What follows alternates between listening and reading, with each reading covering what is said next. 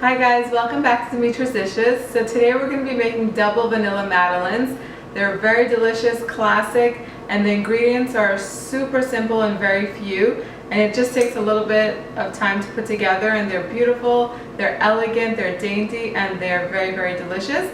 Let's go over the ingredients before we get started.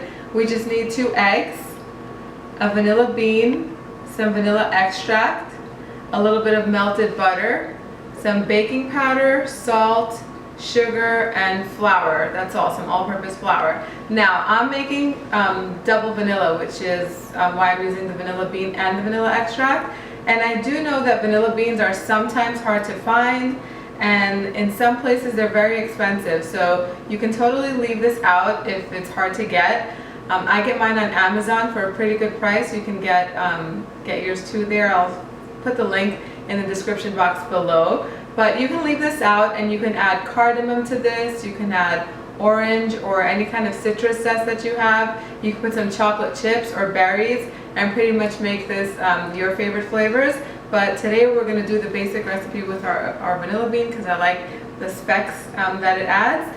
And let's start by, I've already melted my butter, but I'm going to sift my dry ingredients together. And we're going to need a cup of flour,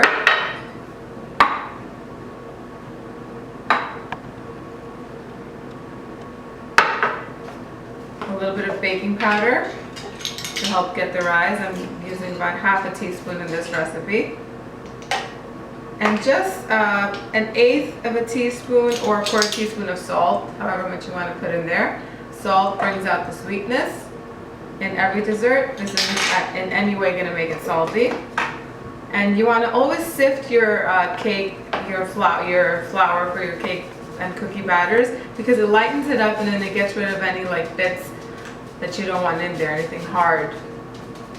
Okay, now that that's done, what I'm going to do is begin by beating my eggs with my sugar in my tabletop mixer. Now this makes things much easier because the eggs are going to beat for 5 minutes and they're going to get thick and fluffy, and you can definitely do this with a hand mixer or with just a whisk. It's just going to take a little more time. So I'm going to put 2/3 of sugar in here, and I'm going to beat it on high speed for 5 minutes, and I'll show you what it's going to look like when it's done.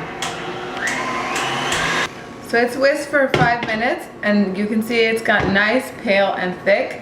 Now what I'm going to do is I'm going to take the seeds out of my vanilla bean. And you do that by running a knife down the center of the bean. And then you take the knife and then you press it down and you squeeze the beautiful vanilla beans out. Make sure I got all of this. It smells so good. It smells like vanilla ice cream, if that makes any sense. And then I'm just going to put the beans in here along with a teaspoon of pure vanilla extract. And then I'm just going to give that another whisk.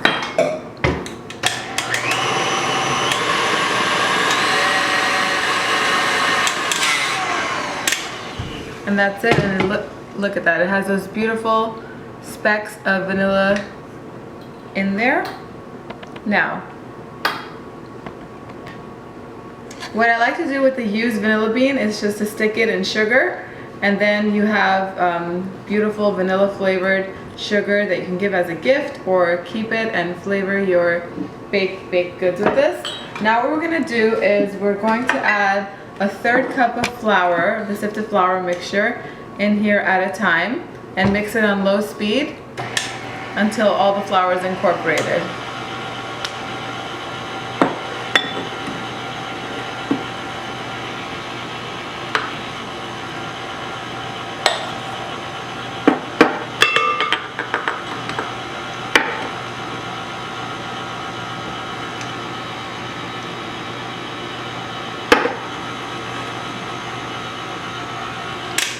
When all the flour is almost done being mixed in and you still can see some of it, you want to turn your mixer back on low speed and add your melted butter a little bit at a time. Just stream it in there.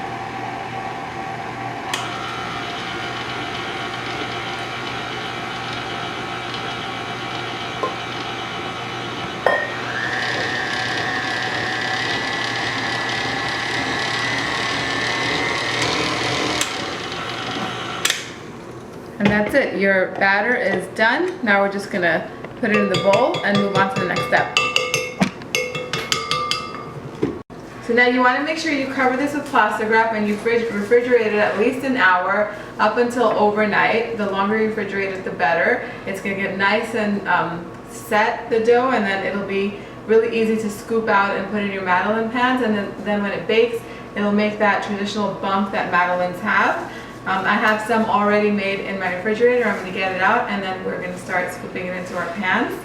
And then we'll bake it and have Madeleines really soon.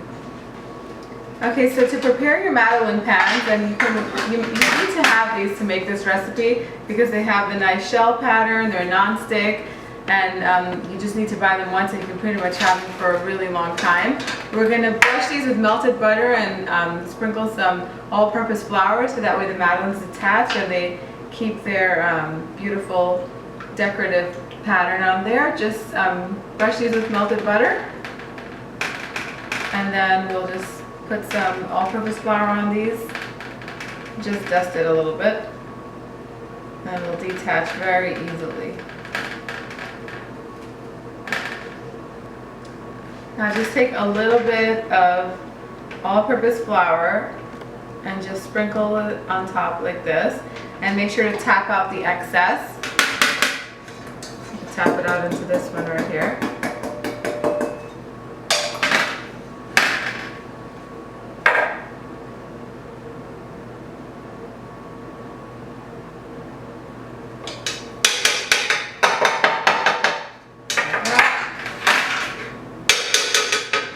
And just like that, your pans are prepared.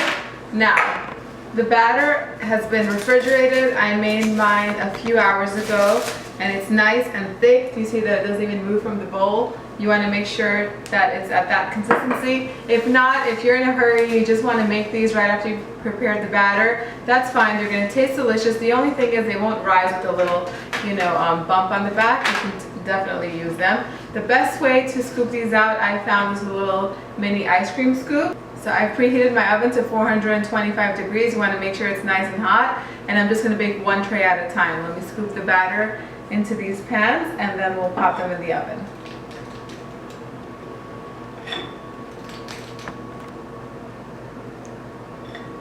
And you don't need full scoops of this, because if you use full scoops, you'll run out of batter. These spread out evenly while baking and you'll see that you'll have just enough.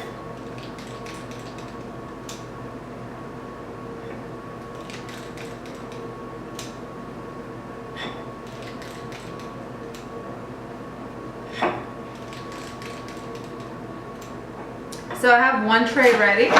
I'm going to put these in my oven. Again, it's preheated at 425 degrees, and I'm just going to bake one tray at a time so they bake evenly. They're going to bake on the middle rack.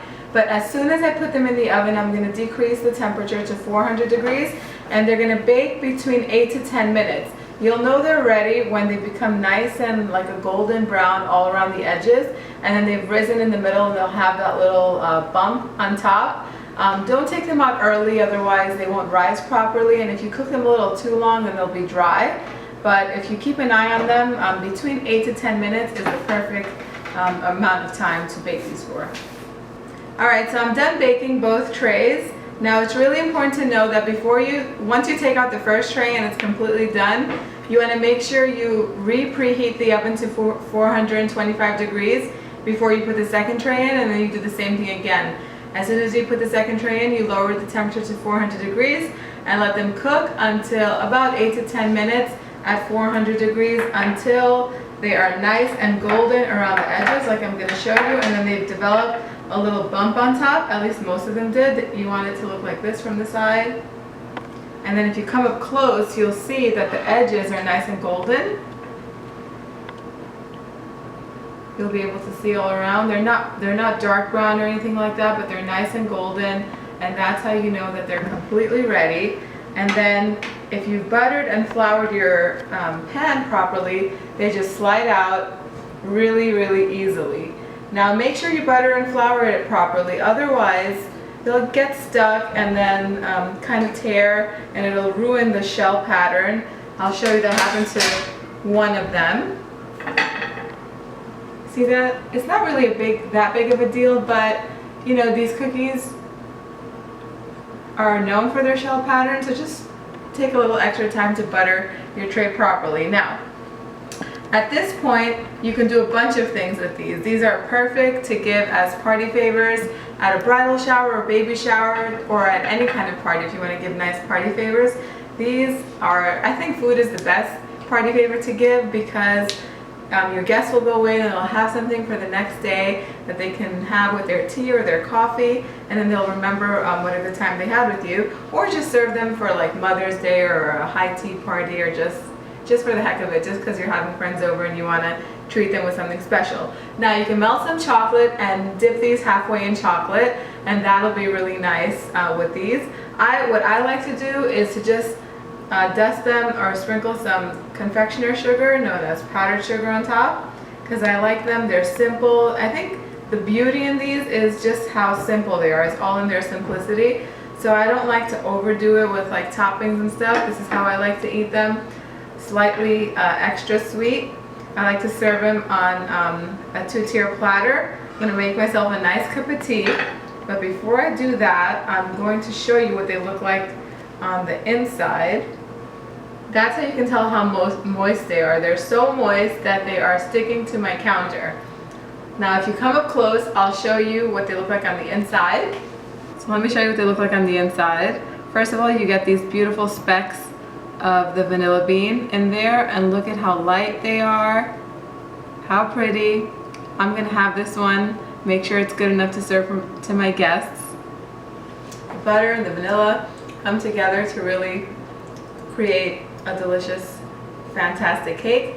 Get the recipe, www.dimitrasdishes.com. Leave your comments down below. Let me know what else you'd like to learn how to make. Let me know how you like making these, if you ran into any problems that I can maybe help you with. And I'll see you guys next time. Bye everyone.